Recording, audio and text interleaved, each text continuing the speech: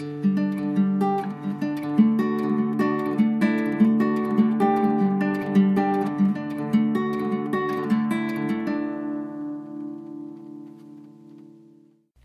listeners, and this is CHS Radio.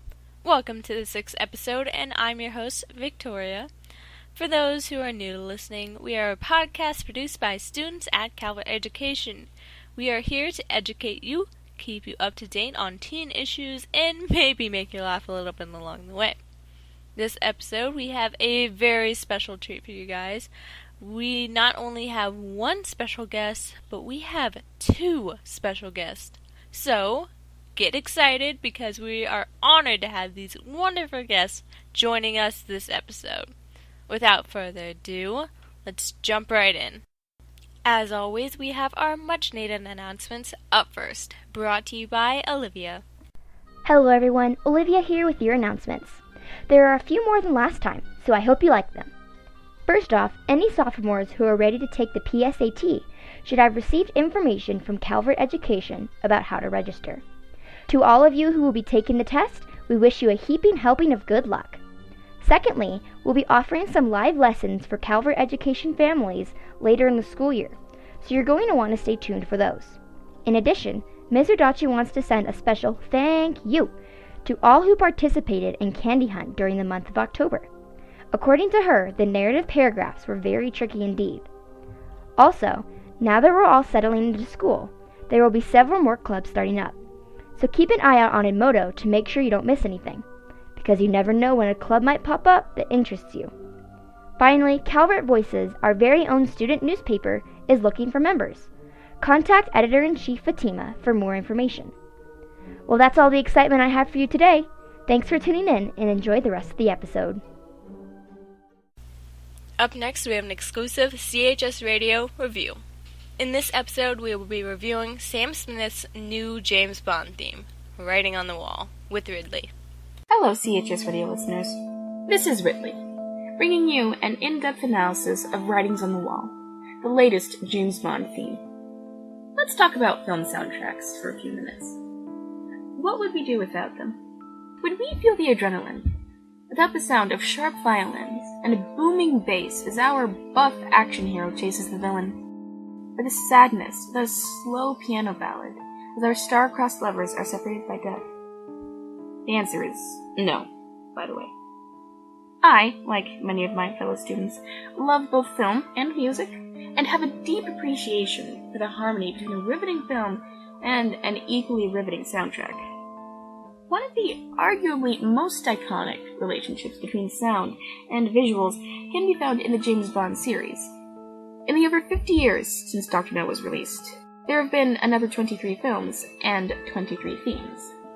Monty Norman, composer of the instantly recognizable, charismatic growl that we all know as the guitar riff of the James Bond theme, has done his job in cementing the legacy of this series. For the person tasked with creating the song that plays during the opening credits, however, it is never certain how successful the outcome will be. From Tina Turner to Nancy Sinatra, Tom Jones to Paul McCartney, a multitude of talented artists have taken on the task of creating the perfectly Bond-esque song, both lyrically and rhythmically. Not too long from now, Spectre, the 24th James Bond film, will be released in theaters. Spectre is the third film for current Bond actor Daniel Craig. His tenure as the world's most famous spy has focused on Bond's early days working for MI6. Sam Smith, the Grammy Award-winning English singer, recently announced that he had been chosen to perform the theme for Spectre. I will admit, I was wary at first. I'm pretty familiar with his music. We have all heard his songs on the radio. Stay with me, I'm not the only one. We get it. I was not sure. I was not sure that he could capture the darkness that was necessary for a Bond theme. I thought of him as sad, but not necessarily haunting. Needless to say, I've happily been proven wrong. Writings on the Wall is, in fact, a very haunting and melancholy song. The wailing violins seem to grab you and say, yes, you are listening to a Bond theme. The chorus soars with a full orchestra, that makes a swift descent for a few lines accompanied only by piano, and returns for the beginning of the next verse. Lyrically, the song is about the conflict one faces when forced to choose between love and one's responsibilities. Throughout the song, Smith seems to be pleading for the answer to this dilemma, despite already knowing it. This seems fitting for a Bond who, in one film, was going to run away with his lover. It also works because Craig's Bond has been a more rebellious character when it comes to his bosses at MI6. He seems to say, for Queen and country, and nobody else.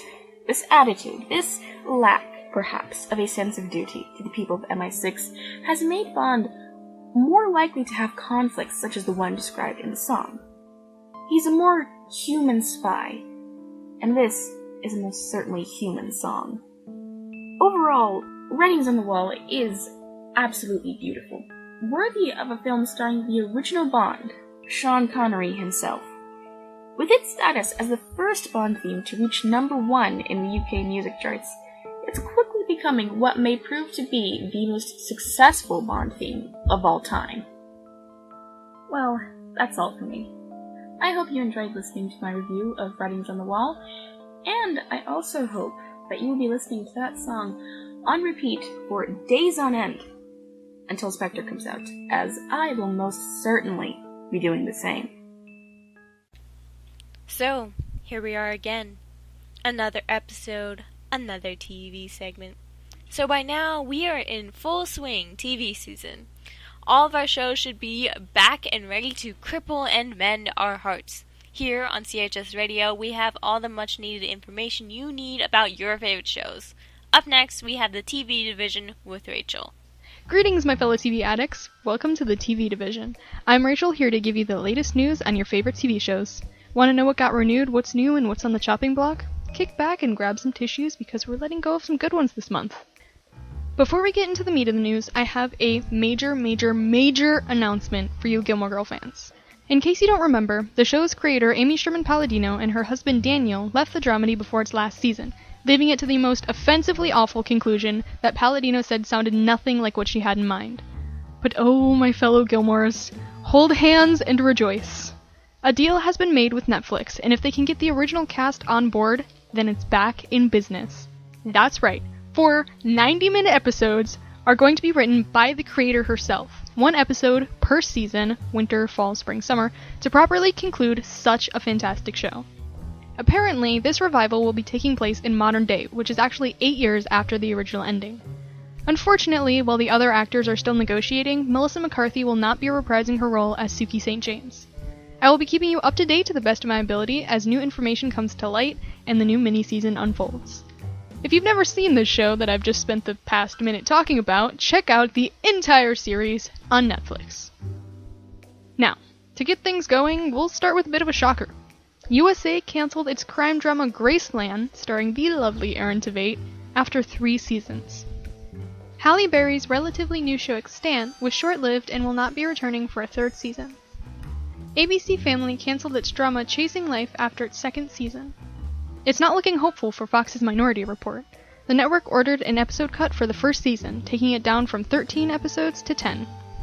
The CW's Beauty and the Beast will be ending after its 4th season. Sci-fi supernatural drama Dominion will not be returning for a 3rd season. NBC cut its new series The Player after 9 episodes. Much to my surprise, the long-running reality show America's Next Top Model was cancelled by the CW after its 22nd season. ABC's cop drama Rookie Blue was axed after its 6th season. The sci-fi drama Defiance will not be returning to Sci-Fi for a 4th season. On to the good news! ABC Family's Baby Daddy got an additional 10 episodes added to its 5th season. The new cop drama Rosewood was picked up for a full season by Fox. The 2nd season of Fresh Off the Boat has been given an additional 9 episodes by ABC, bringing it up from 13 to 22. AMC drama Halt and Catch Fire was renewed for a 3rd season.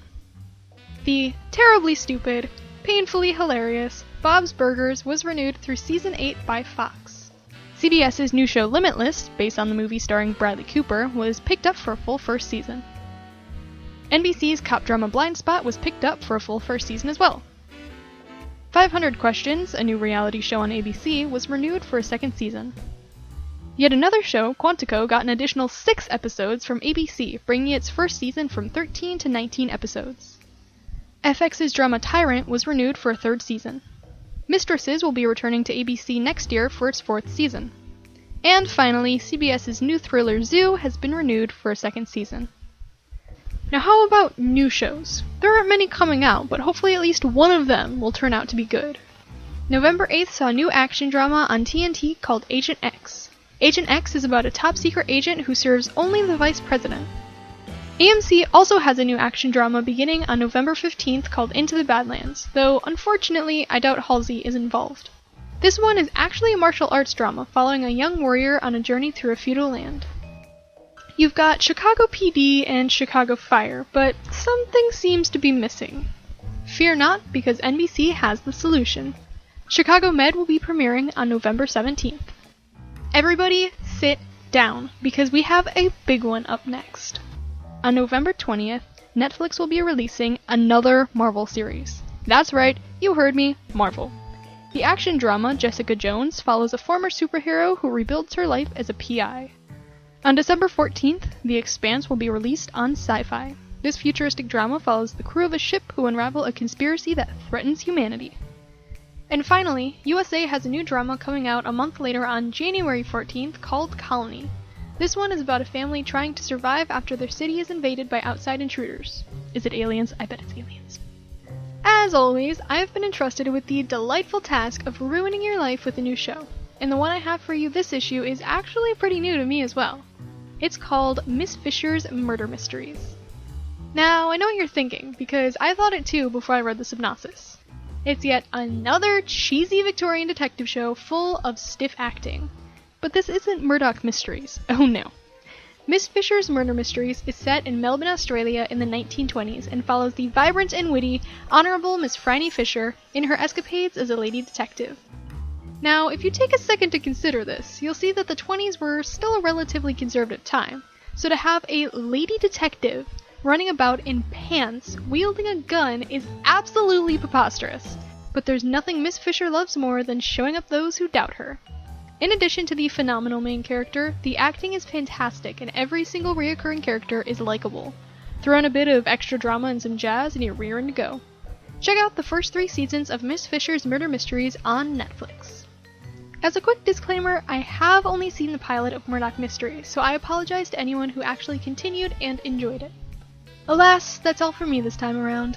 If you'd like to recommend a show for me to watch, or if you need someone to fawn over Miss Fisher with, you can do so over at chsradio.tumblr.com/ask. Plus, if you want to keep an eye on my unhealthy TV habits, you can add me on followmy.tv, no .com, just .tv, as Dragonlord. See you next time! If you don't know, CHS stands for Calvert High School. This whole podcast is solely produced by students at Calvert Education. And honestly, without such awesome support from our teachers, I don't know if this podcast would even be possible. So, that's why we'd like to spotlight one of our very own teachers at Calvert Education in the teacher feature. So, one of our special guests is Mrs. Eterio, a Spanish teacher at Calvert Education. Up next, welcome Miss Eterio, interviewed by Raquel. So, hello there everyone, this is Raquel, the new interviewer here on CHS Radio's Teacher Feature. Today I'm joined by a very, very important guest, Mrs. Otero, our high school Spanish teacher. Hello. So Mrs. Otero, I'm going to start off with a few job-related questions. Okay. When you were in high school, what did you want to do as a career, and did you ever see yourself where you are now? Kind of. Yes, I always liked teaching, so I always knew that I can do something related to teaching or in the role of education. That's really nice. That's really, really interesting. So, what is your favorite thing about your job? Oh, there are so many things about my job that I truly like. I like interacting with students. I really like to challenge them. I really enjoy teaching. Yeah, I can see that. You do a fantastic job. Thank you. Do you have any hidden talents beyond teaching? Hidden talents. Well, oh no, I'm not good at cooking. I'm really good at dancing. Oh, that's nice. Dancing, maybe. That's fun. I'm not a good singer either. So now on to more personable questions. What was your favorite part about living in Uruguay? And is there anything that you miss about it? Of course I do. I was born in Montevideo. It's a beautiful country, and my whole family is there. So I do miss them. My grandparents, my cousins, everybody, all my relatives are there. So I do miss them a lot. Yeah, I can imagine it. It seems like a beautiful country. So what is your favorite food? Favorite food? Anything barbecue style. Yeah, that's awesome. Do you have any pets? No, not anymore. I used to have a miniature dachshund, but not anymore. She got really old. Oh, yeah. Do you have a favorite book? And what's your favorite book when you were a teen? Ooh. When I was a teen... Well, definitely we didn't have Twilight at that time, or Divergent. No, definitely not. No. Let me see. I don't recall a lot. To be honest, I do read, but I don't read a lot of books. But everything that was covered in my high school, I read it. It was a lot of poetry, a lot of Pablo Neruda, Isabel Allende. Those are famous poets from there. And writers. Oh, that's nice. So, Mrs. Otero, your job can sometimes be very stressful, I'm sure. So what's your favorite way to unwind after a hard day? After a hard day? Yeah. I watch a lot of TV shows. I do walk a lot around my house. We have a lot of hiking trails around my house. So a lot of walking, not stressing. And I go to the movies every time I can. That's really nice. Those are good ways. All right, so that's pretty much all I have for questions. Thank you so much, Mrs. Otero, for being on the teacher feature. It was really great to have you. Thanks for having me. Yes. All right, well, guys, that's all for today on CHS Radio's teacher feature. I hope you enjoyed it, and you'll be hearing me next month. Bye. So, you've probably heard by now, but the US 2016 presidential elections are coming up. It's kind of hard to miss right now because you probably can't scroll through Facebook or even walk down the street without seeing some type of ad or post about the presidential campaigns. So, since this information is everywhere, we figured we'd go ahead and give you the real scoop on what's going on in the campaigns so far. Up next, we have the Campaign Brain with Olivia. Hello everyone, Olivia here with another segment of Campaign Brain. Today we're going to be doing something pretty fun, mini biographies. I'm going to tell you guys a bit about the top candidate for each party. So let's just jump right in. First, we're going to start with the frontrunner for the Democratic Party. This is of course Hillary Clinton.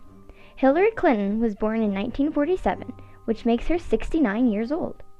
After her education, Hillary went on to hold several political jobs.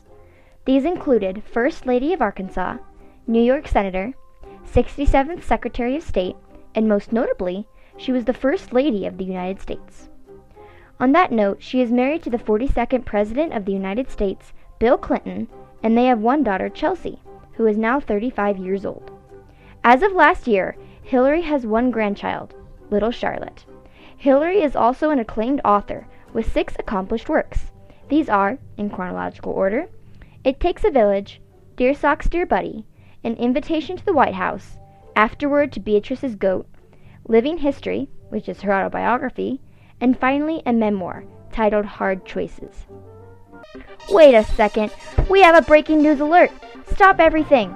On Tuesday, October 20th, Democratic candidate Jim Webb announced that he is dropping out of the presidential race. But wait, there's more! On Friday, October 23rd, Lincoln Chafee announced he is dropping out of the Democratic race as well. Okay, now that that's taken care of, let's get back to our scheduled programming. Let's move on to Donald Trump, the leader for the Republican Party. Donald Trump was born in 1946, which makes him 70 years old. Unlike Hillary, Donald Trump has never held a political job. After school, he went on to become a very successful businessman. Donald has been married 3 times. He was married to his first wife, Ivana Zelnikovia, from 1977 to 1992. His second wife was Marla Maples from 1993 to 1999. His current wife is Meliana Noss Trump since 2005. Trump has 5 children and 7 grandchildren. Donald Trump has many awards and honors, so I'm going to list them all for you now. Here we go. Gaming Hall of Fame, New York Ride of Fame, Honorary Doctor of Business Administration, Honorary Doctor of Business, WWE Hall of Fame, a star on the Hollywood Walk of Fame, Statesman of the Year, Key to the City of Doral, Florida, and Commandant of the Marine Corps Leadership Award. Alrighty, now it's time for this week's poll numbers. Again, I will be using the Fox News poll for this segment. For the Democratic Party, I can see that Hillary Clinton is still in the lead, but Bernard Sanders is slowly closing the gap on her. Martin O'Malley is at the bottom of the Democratic pack. On the Republican side of things, Donald Trump is still holding on to first place, but Ben Carson is right behind him. Finally, Rick Santorum and Lindsey Graham are in last place for the Republicans. Now, we are going to start a new trend here on Campaign Brain. Every edition, I am going to highlight a story that is trending in the news. Sort of like a current event every week, if you want to look at it that way. So right now, the major story is that after months of indecision, Joe Biden will not be entering the presidential race. Joe Biden made a statement on October 20th saying that he, quote, ran out of time. As many of you know or may not know, Joe Biden's eldest son recently passed away. According to Biden, the grieving process has taken up the last few months, and now there is not enough time for him to put together a campaign. But perhaps the most interesting thing from his speech was this quote, "But while I will not be a candidate, I will not be silent." I take this to mean that he will be offering his opinions throughout the presidential race. Well, that's all I have for you here today on Campaign Brain. I hope you enjoyed this edition and have a great day. Actually, you know what? Have a great month. This episode, we have a very special guest, Mersi Stone. CHS Radio would like to thank Mersi Stone for joining this episode, and we would like you all to welcome her. Welcome, Ms. Stone, interviewed by Raquel. Hello there, everyone, and welcome to this month's interview. You are listening to Raquel, the interviewer here on CHS Radio, and I'm super, super proud to introduce to you guys our guest speakers for today, none other than Corey Jean and Kels from the country music duo Mersi Stone. Hi, it's great to be here today. Absolutely, it's our pleasure to have you here. So I'm just going to jump right into the questions, and one that I'm personally curious about is, how did you guys get your name, Mersi Stone? So that's a funny story. So we grew up with Siberian Huskies, and we've named all of our Siberian Huskies after the country Tasmania. And so one day my parents were just looking up cities in Tasmania, and they ended up combining 2 of those together. And that's how we got Mersi Stone. They ended up spelling Mercy, M-E-R-C-Y, so we changed the spelling of Mercy, and we did an S and an I at the end instead, and both of my name and Corey's name end in I, and so we thought that would be kind of cool, and yeah, we just kind of meshed those together, and that's how we got Mersi Stone. It's really nice. That's a really good way. Thanks. Yeah. So where was your first performance together? Oh. Our first performance together had to be like way back in the day when we were like, I was like maybe 7 or 8 and Kelsey was like 4 or 5. Because we've been performing together our entire life. So we've kind of never really not known a life not performing together. Although we have pursued solo careers, we still have always sang together, whether it's like going and playing at each other's shows or Kelsey doing background vocals or whatnot, because she's really talented at that. So really we've just been doing it our whole life. So it goes back to childhood, honestly. That's really nice. That's really nice to have that passion since you're young. Yeah. So was there anything else that you were ever interested in doing besides music? I know for me growing up, I loved to do horseback riding, and I used to ride horses all the time. And I was riding horses probably from the age 9 all the way up until 15 or 16, I think. And then the music got really busy and crazy with Corey and I. And so I decided to kind of just go down strictly the music route because that was what I was very passionate about. And so, yeah, I mean, horseback riding was really fun. I still wish I could do it. Mm-hmm. And at one point, Kelsey was going to college to be a nurse, which is interesting as I well. was going to college to be a nurse and then moved to Nashville instead. That's really interesting. Horses are amazing. I, too, share that passion. Oh, very cool. That's exciting. Very cool. Yes, thank you. Who would you like to write and or perform with? Oh. This is a good one. So we actually just the other night got to go to a concert in downtown Nashville for Sam Hunt.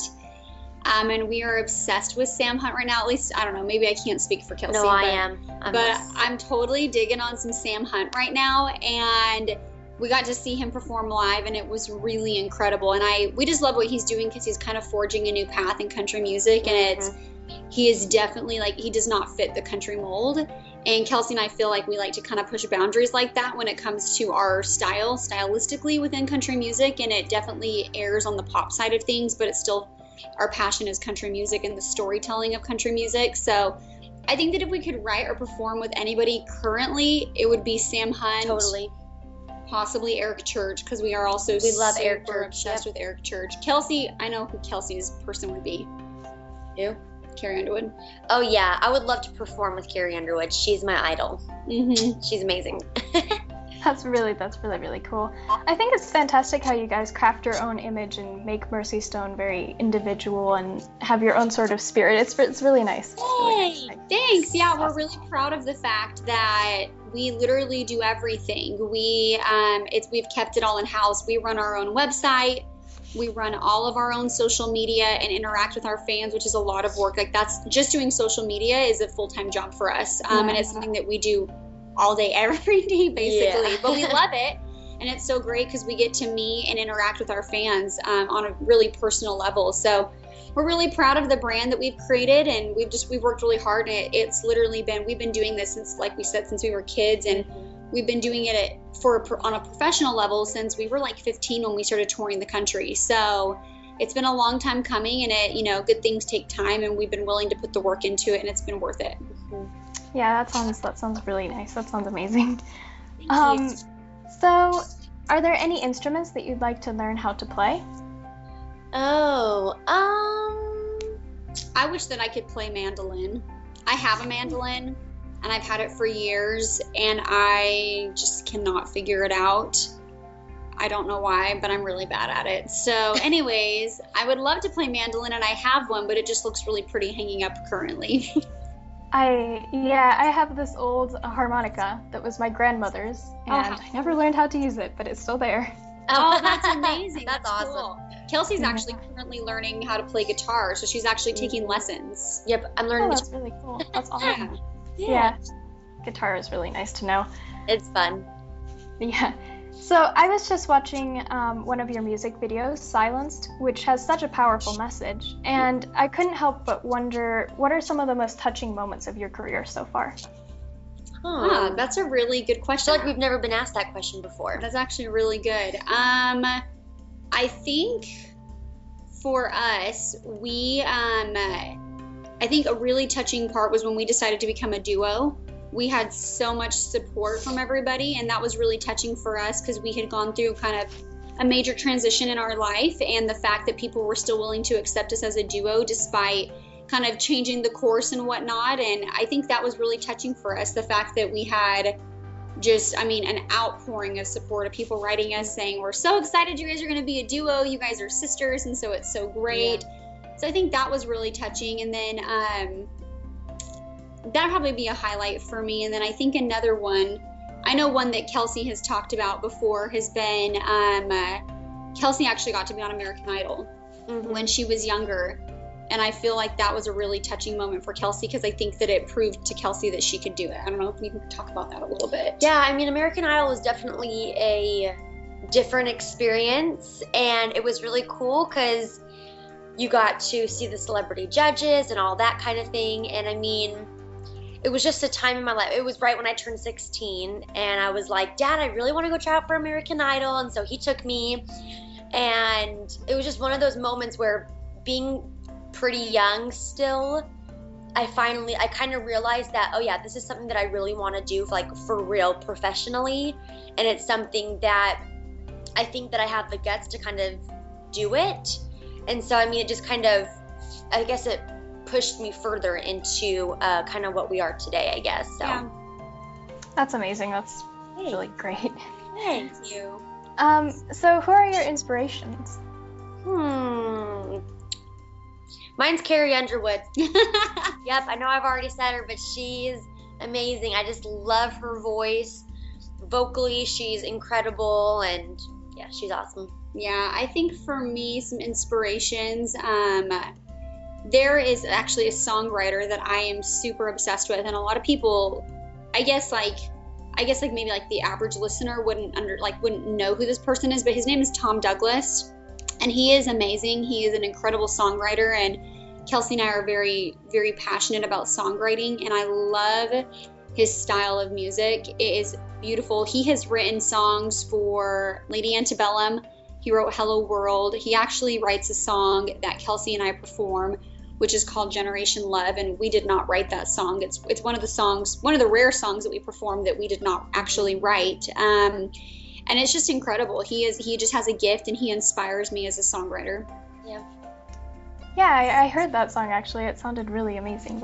Oh, very cool. Thank you. Yeah. So talking about songwriting and things like that, is there anything that gets you into a creative state of mind to start songwriting?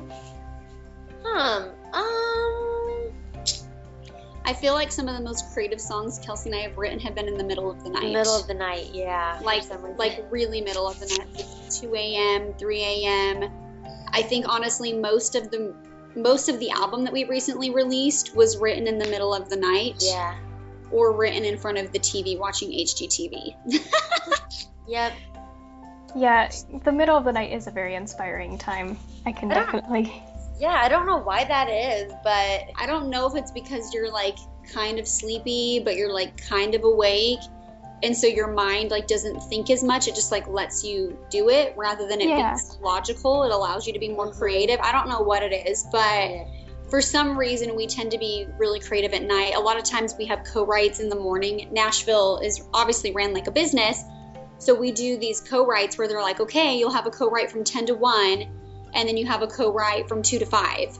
And a lot of times those 10 to 1s, I just sit in them and I'm like, nothing. It's hard to get your brain going. And I'm like, why is nothing coming to me when last night in the middle of the night I was thinking of all these great things. Good ideas. So it just depends. That's so true. And I think we go in phases. Like we actually just recently were talking about this last night, how we've been feeling more creative right now. And we've actually, speaking of Rachel Peterson, I've worked with her and, you know, her musical journey and whatnot. And you kind of go through phases where it's like you feel really, really creative.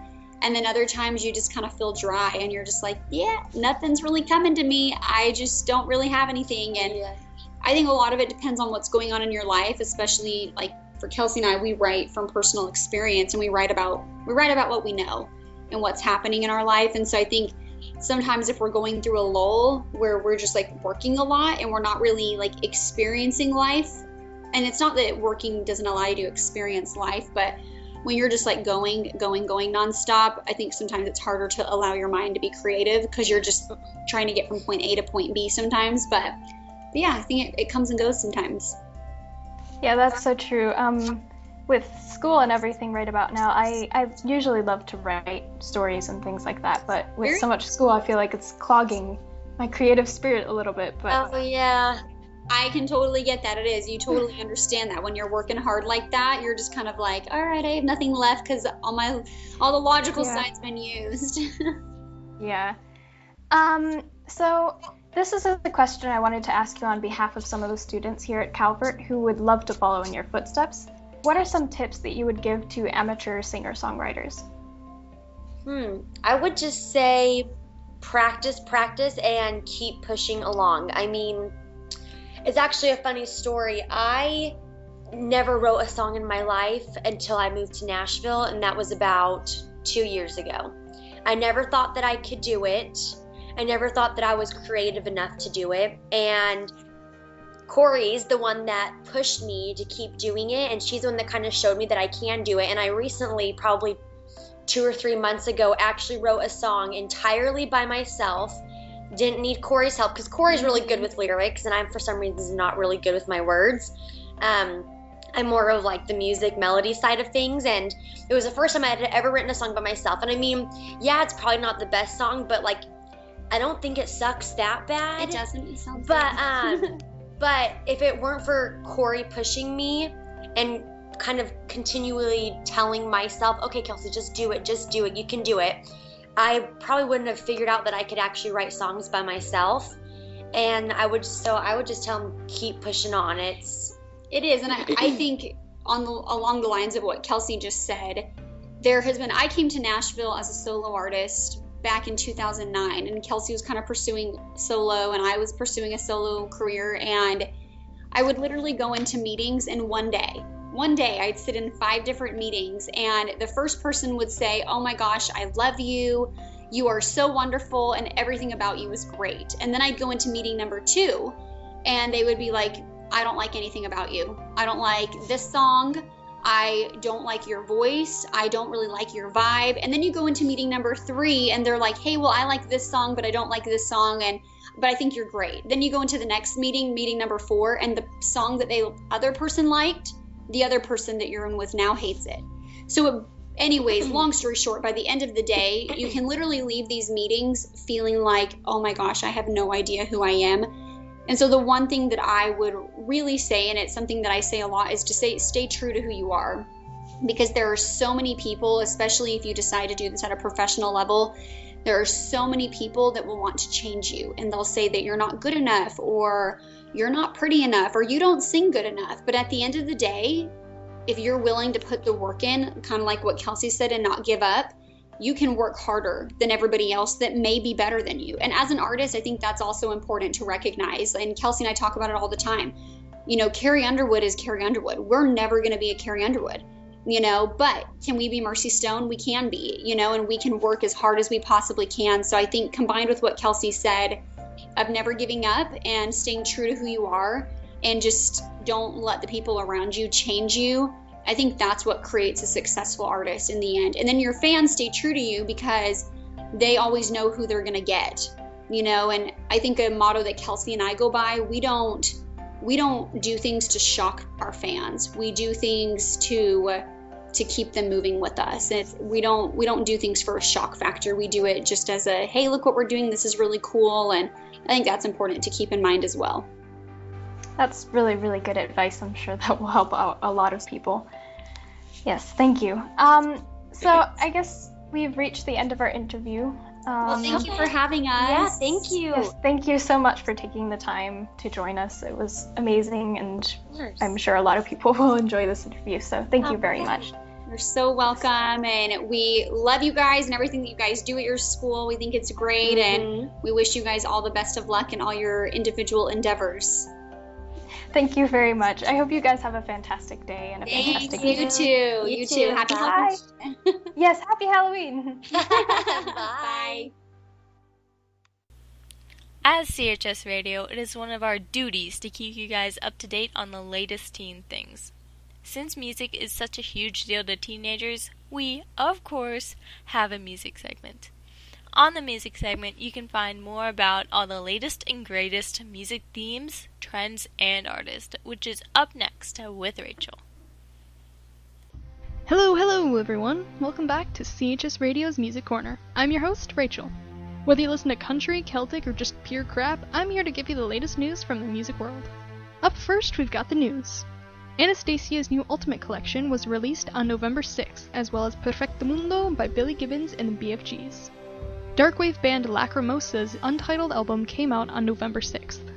November 6th saw the release of Ellie Goulding's Delirium and CeeLo Green's Heart Blanche. Seal released 7 on November 6th.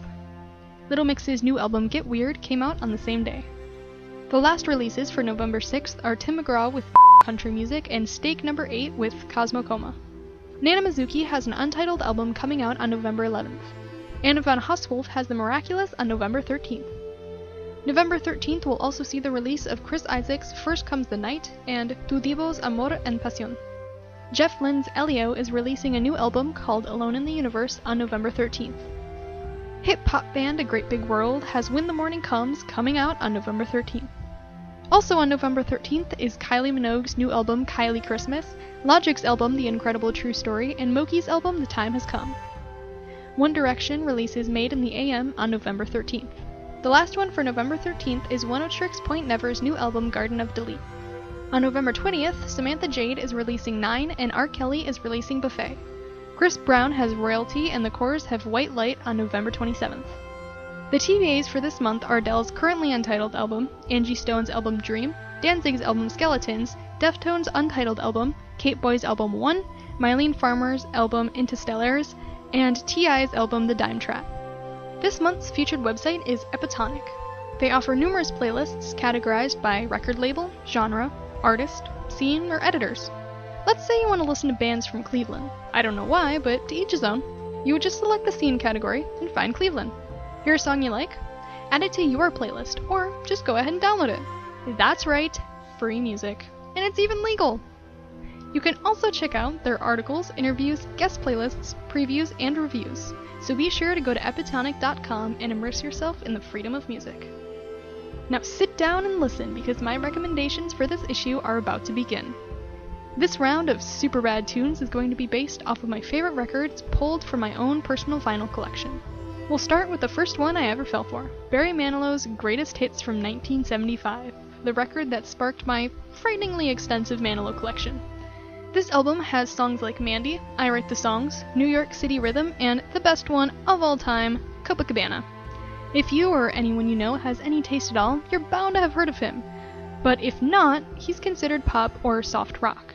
His work ranges from softer, sad love songs like We've Got Tonight, to upbeat songs that have you jiving in your seat like Bandstand Boogie.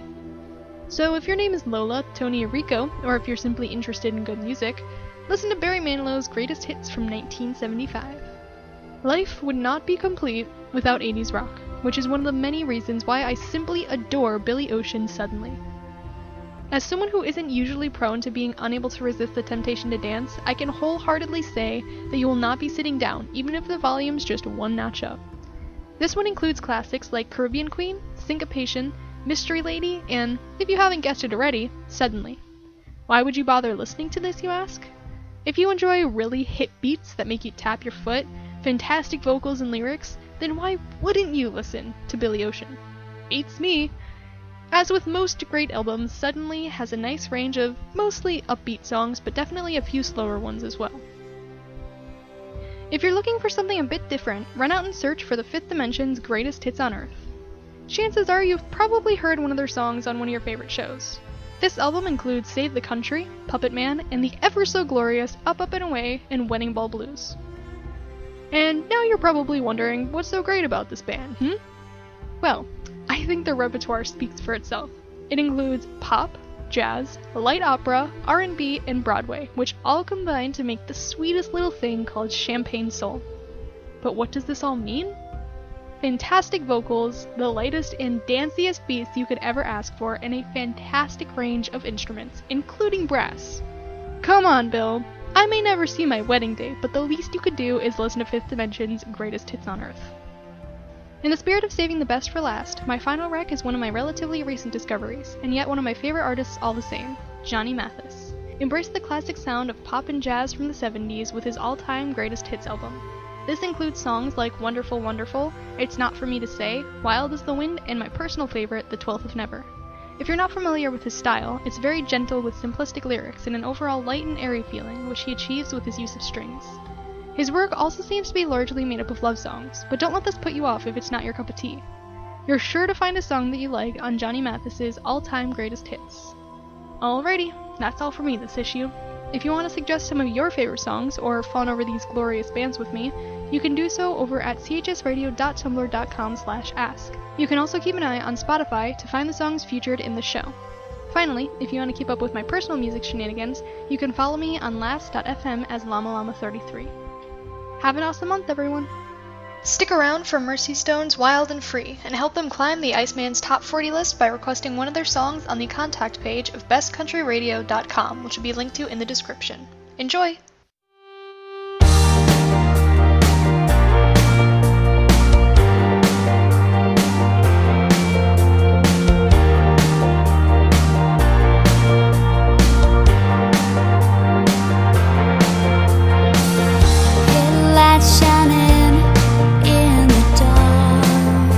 Drive on and on and on.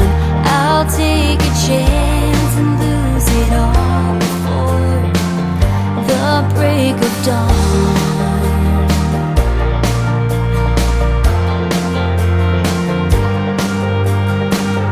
Get there when we get there. We're never as young as we are tonight. Let yourself breathe. Live on a prayer. Let it roll out of you. Come on, let's run through. Wild and free. We're wild and free.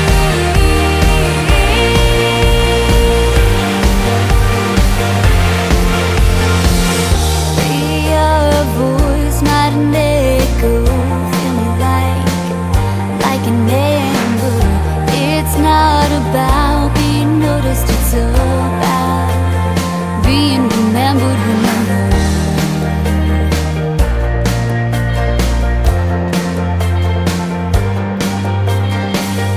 Get there when we get there. We're never as young as we are tonight. Let yourself breathe. Live on a prayer. Let it roll out of you. Come on, let's run through. Wild and free. We're wild and free.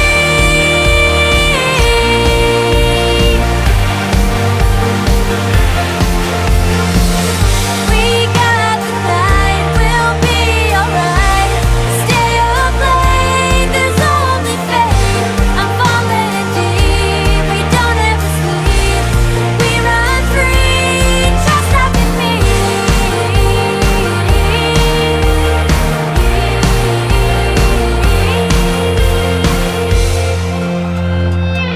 Get there when we get there. We're never as young as we are tonight. Let yourself breathe. Live on a prayer. Get there when we get there. We're never as young as we are tonight. Let yourself breathe. Live on a prayer. Let it roll out of you. Come on, let's run through. Wild and free. We're wild and free. We're finally free. Get there when we get there. We're never as young as we are tonight.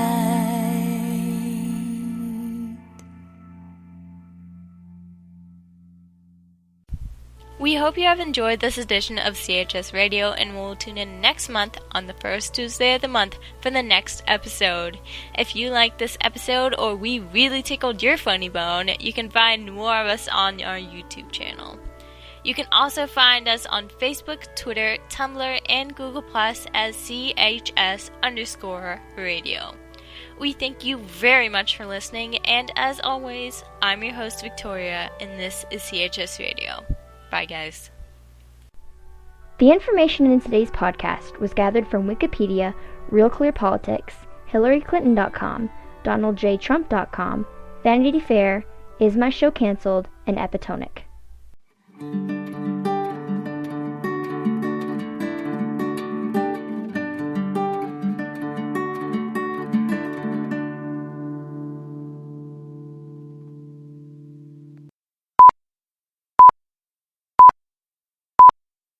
Darkwave band Lacrimosa. If I actually read my script, then I'll say this correctly. Hello, CHS. If you see a chessboard, you should find some chess pieces and play chess. Okay? Okay. If you don't know, CHS stands for Calvert High School. Wait, why am I pausing so long? They can understand. Calvert High School. Did you get that? Do you need me to repeat it for you? No, they can understand. And the speed. Actually faster, I think, but I'm not supposed to talk that fast. I'm Rachel, here to give you the latest news. I'm Rachel, here to give you the latest news and TV shows. Hello, CHS Radio. Garg! Can't talk. Music is the rhythm of life. Seriously, it is, though. So, since it's so important to our lives and adds variety and gives us that rhythm to do whatever we want to do, this is a horrible intro segment. Before we get into the meat of the news, why can't I... We should do tongue twisters before we start recording. She sells seashells by the seashore. Bringing you an in-depth analysis of the Wow. Okay. Fine, Tom. You don't want to work. As CHS Radio, it is our duty to keep you up to date on all the latest teen things. What was that? That was a Big Bang. The Big Bang Theory is on the TV. I have some major lily white. Oh no. Oh god. Oh, I made myself sad. All of our favorite shows should be back and ready to cripple and mend our hearts. So, up next, we have all the needed TV, all the needed TV in the world. Oh, yeah. I should just edit my script, but why would I want to do that when I can mess up 100 times? Where's the fun in that? Here we are again. Another episode, another TV segment. So by now, we are in full TV season swing. Yeah. And the best one of all time is Copacabana. It's Copacabana, the hottest spot north of Havana.